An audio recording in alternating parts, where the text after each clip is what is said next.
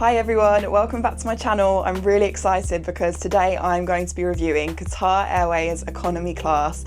I'm flying with Qatar from London Heathrow over to Bangkok with a little stop in Doha in the middle. I'll be covering everything from check-in to onboard service, entertainment, food, and also giving first impressions of Doha Airport. If you're new here, I create travel content. I love traveling. I work remotely, so it allows me to travel more often, and I love creating content like this for you guys. So please do click that subscribe button if you are interested or if you enjoyed the video. Let's head over to Heathrow.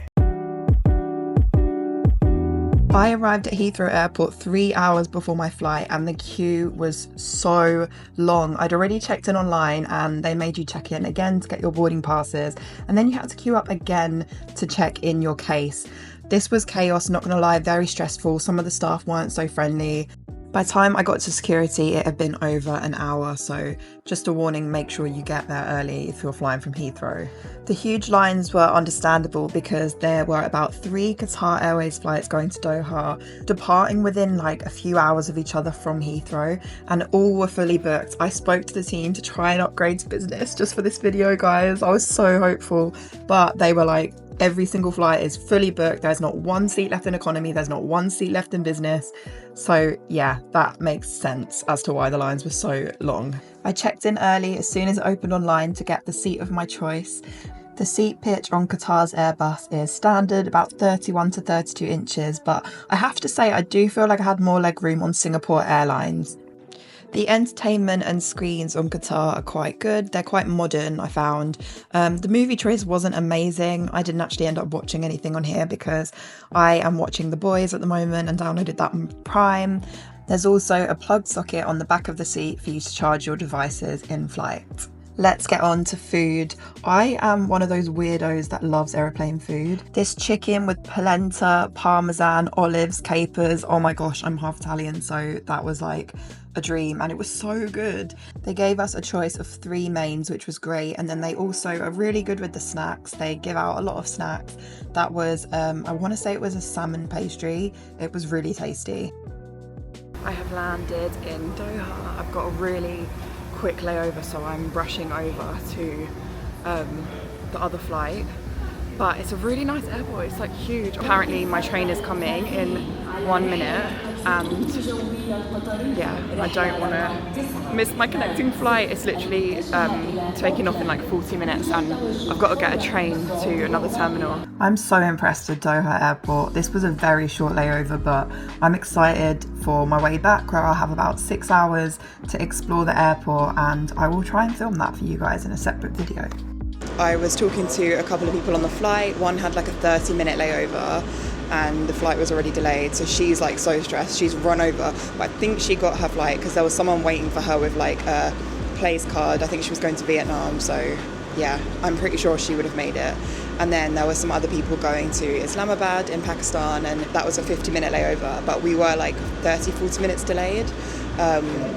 Yeah, didn't get any sleep on that flight because it was like a day flight, so I'm hoping that I will get some sleep on this next flight.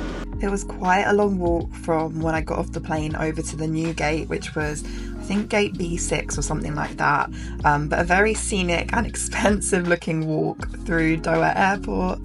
Once I got to the gate and queued up to get through, we were straight onto the plane. It was really quick, and I got so lucky. I got an extra legroom seat and I didn't pay for it. So that's another hack for you guys. When you book your flight, don't pay £90 for an extra legroom seat, which is, yes, what they charge.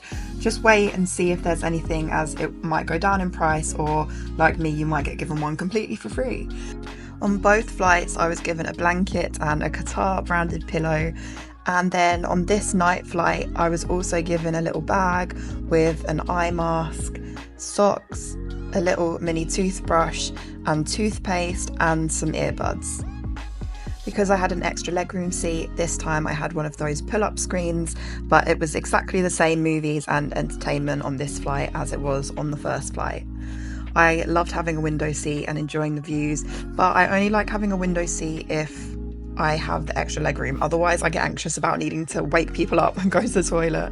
The food on this flight, I actually missed. There was a sandwich. I was sleeping for that, but then in the morning they brought a choice of breakfast which was really tasty. Again, it was an omelette, hash brown, tomatoes, and a really tasty creamy spinach. And they give you bread and choice of coffee and tea. Lots of different drinks available. I had a beer on the first flight. The guy next to me had quite a few beers and a vodka. So they're quite nice with the drink choice and the amount of free drinks that they give you. Although there were a couple of grumpy and stressed staff members from Qatar at Heathrow Airport, the onboard staff on both flights were really friendly and really helpful, so I could not fault them on either flight. Overall, I would definitely recommend flying with Qatar Airways, especially if you can get a return ticket for £550 like I did. It's very affordable and it's well worth the money. I would go so far to say that the food may be my favourite food that I've had on an airline. I don't know how they get it that delicious. I forgot to mention the first flight was delayed by about half an hour, and I was really impressed that they managed to get my suitcase off the first flight and onto the next one within less than an hour. I really was expecting to land at Bangkok and be told that my suitcase was going to come tomorrow, so that was a plus.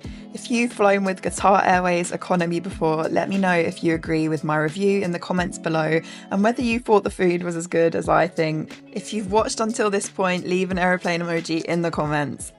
Thanks so much for watching. There's a lot of exciting content coming soon.